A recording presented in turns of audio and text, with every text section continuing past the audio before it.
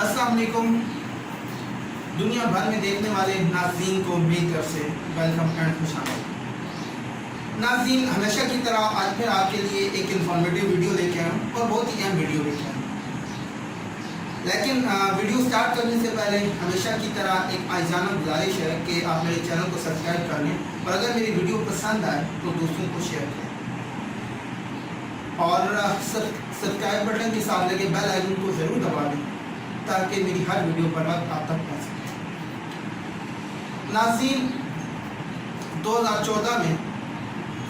Turkish government ने एक drama शुरू किया जिसका नाम था दिरिलिस अर्तुगरुल। और ये जो ड्रामा है, ये ड्रामा सिर्फ फसाना नहीं बल्कि हकीकत से ताल्लुक़ रखता है। नाज़रीन, अगर हम देखें तो उस्मानिया खिलाफत ने तकरीबन आधी दुनिया पे हुकूमत की और ये मुसलमान हुकूमत थी। लेकिन सवाल ये पैदा होता है कि आखिर क्या वजह है इस ड्रामे को, इस उस्मानिया खिलाफत को दोबारा लोगों को दिखाना पड़ा और आखिर क्या वजह है कि ये एक ड्रामा इससे पूरी दुनिया में हलचल मचा दी है। और कभी हॉलीवुड और बॉलीवुड कभी तुर्किश या कभी मुसलमान ड्रामों पे कभी बोलता ही नहीं था, लेकिन अब इंडिया में इसकी डबिंग पे पाबंदी लगा दी गई और न्यूयॉर्क पोस्ट ने अपने स्पेशल कॉलम में ये कहा कि ये जो दिरिलिस अर्तुगरुल ये ड्रामा है,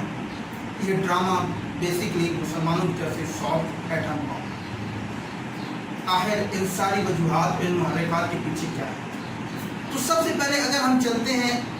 आज से तकरीबन 100 साल पीछे, तो 100 साल पीछे 1923 के अंदर जब उस्मानिया खिलाफत का इख्तिताम हुआ, सल्तनत उस्मानिया का इख्तिताम हुआ, तो उस वक्त एक एग्रीमेंट हुआ, एक मायदा हुआ जिसको मायदा लौज़ान कहा जाता है। और इसको मायदा लौज़ान इसलिए कहा जाता है कि ये लौज़ान सिटी के अंदर हुआ। उस मायदे में ये कहा गया था कि तुर्की जो है वो 100 साल तक यानी 1923 से 2023 तक अब बहुत सारी तुर्कियों में पाबंदी लगा देंगे कि तुर्की जो है वो मादनियात से मालामाल होने के बावजूद अपने मुल्क से बाकियात नहीं निकाल सकता, अपने मुल्क से तेल नहीं निकाल सकता और तुर्की के पास से गुजरने वाले जहाज़, तुर्की के जो समुद्री रास्ता है वहाँ से जो समुद्री जहाज़ गुजरते हैं उनसे तुर्की जो है वो टैक्स वसूल नहीं कर सकता। यानी कि अगर मुख्तसर अल्फाज में इसको बयान किया जाए तो तुर्की हर चीज़ जो है वो बैरून मुल्क से मंगवाएगा और इम्पोर्ट करवाएगा। यह पाबंदियाँ क्यों थीं, इसके पीछे क्या किरदार था? और अब इस मायदा के ख़त्म होने को तकरीबन 97 ईयर्स हो चुके हैं। तकरीबन अब ये 3 साल के बाद ये मायदा ख़त्म हो जाएगा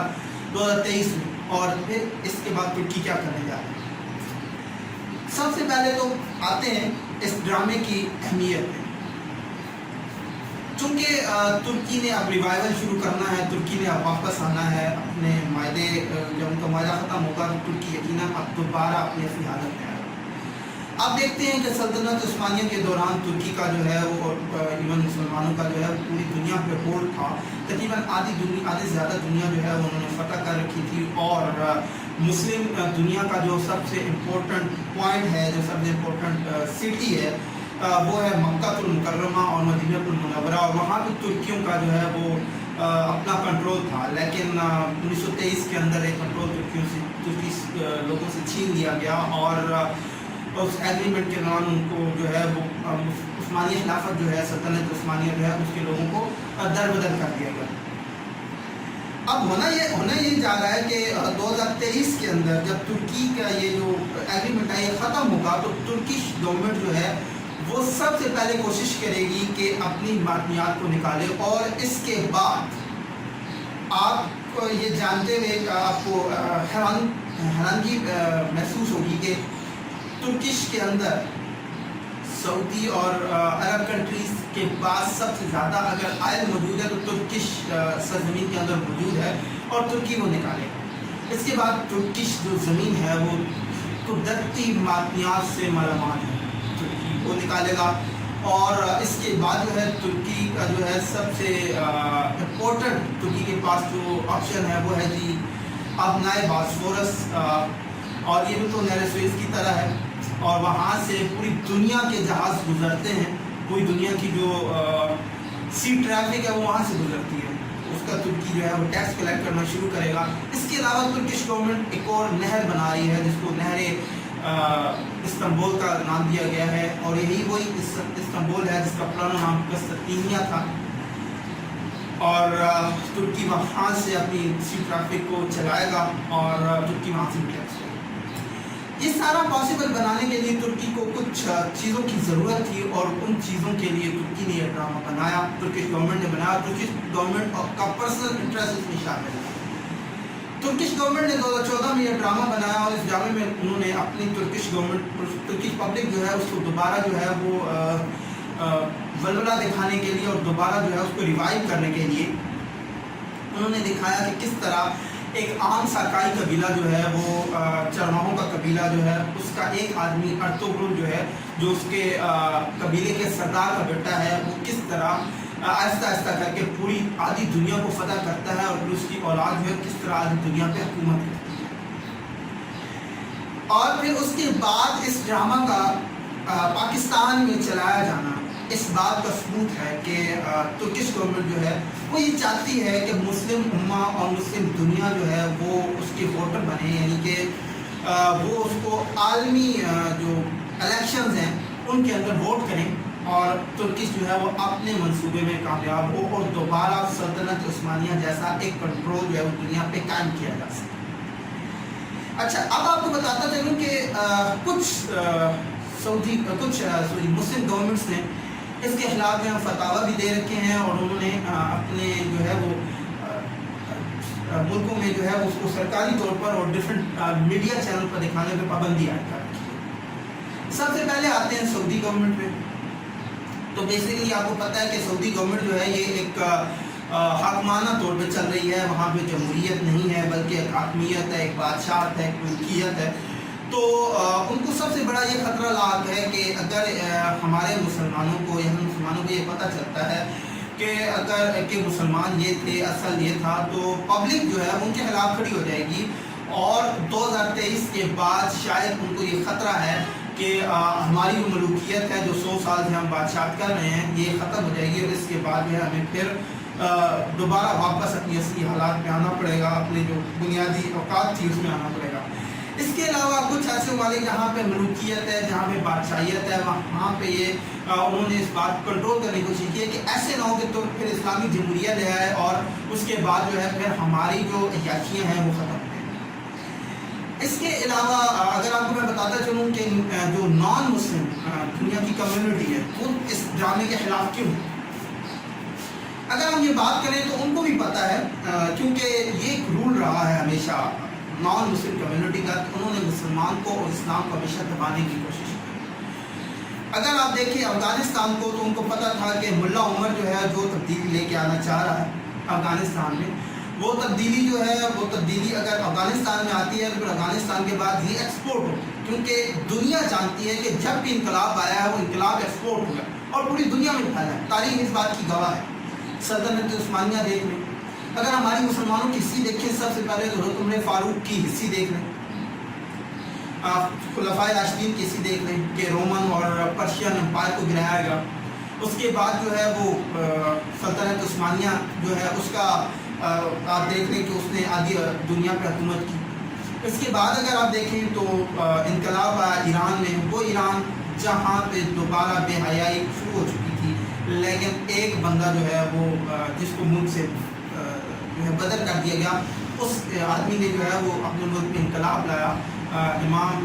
خمینی نے، اور انہوں نے جو ہے وہ انقلاب لا کے دنیا کو دکھا دیا کہ انقلاب جو ہے وہ کسی بھی طاقت کا محتاج نہیں بلکہ عوام کی خواہشات کا محتاج ہے۔ تو جو کہ نان مسلم گورنمنٹس جو ہیں، جو دنیا کی کنٹرولر گورنمنٹس ہیں، ان گورنمنٹس نے جو ہے وہ دنیا کو کنٹرول کرنے کے لیے ان انقلاب کو دبانا چاہا۔ ان کو پتا تھا کہ افغانستان میں اگر انقلاب آتا ہے تو ایکسپورٹ ہوگا، یہ پاکستان میں بھی آئے گا، یہ ہر جگہ ہے۔ تو انہوں نے وہاں پہ ایک دہشت گردی کے نام پہ تقریباً 20-25 سال جو ہیں وہ وہاں پہ انہوں نے اپنا اثر و رسوخ جمائے رکھا، اور آخر کار اب مجبور ہو کے انہوں نے اس کو امن معاہدے کے تحت ختم کر دیا۔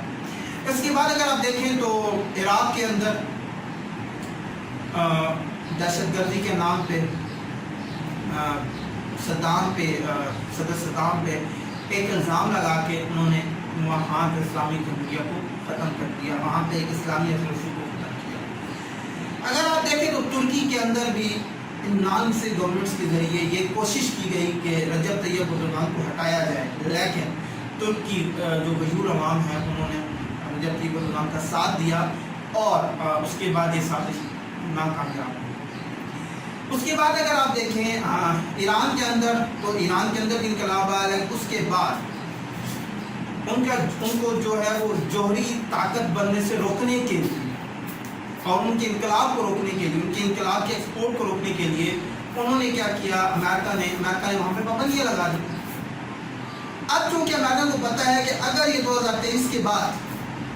ہم ترکش گورنمنٹ کو یہ کرنے دیتے ہیں کہ وہ اپنے معاہدے سے تو آزاد ہو جائے گا، اس کے بعد اگر ہم یہ کرنے دیتے ہیں تو اس کے بعد ہوگا یہ کہ ہم دنیا کے اندر کنٹرول دیکھیں گے ترکی کا، ہم دنیا میں کنٹرول دیکھیں گے مسلمانوں کا، اور پھر جو ہمارے خواب ہیں وہ ختم ہو گئے، چکنا چور ہو گئے۔ رجب طیب اردوغان نے اس جامع کو ذاتی طور پہ بنوایا، اور اس پہ آدھے سے زیادہ تقریباً جو خرچہ آیا ہے اس جامع کا وہ تقریباً ترکش گورنمنٹ نے ادا کیا ہے۔ اور میں چاہتا ہوں کہ تمام مسلمان عوام پبلک اسپیشلی میرے ویورز اس جامع کو ضرور دیکھیں، اور اس جامع میں دیکھیں تمام مسلمان لوگ کہ کس طرح مسلمانوں نے دنیا کو جو ہے وہ تلپٹ کر دیا اور دنیا کو بدل دیا، اور ایک وہ دور تھا جس میں مسلمانوں کا راج تھا، اور انشاءاللہ تعالیٰ فیوچر میں ایسا ہونے لگا ہے کہ دوبارہ مسلمانوں کا راج ہوگا، اور اسی وجہ سے دنیا جو ہے وہ گھبرائی۔ آئندہ کے لیے اجازت دیجیے، اللہ حافظ۔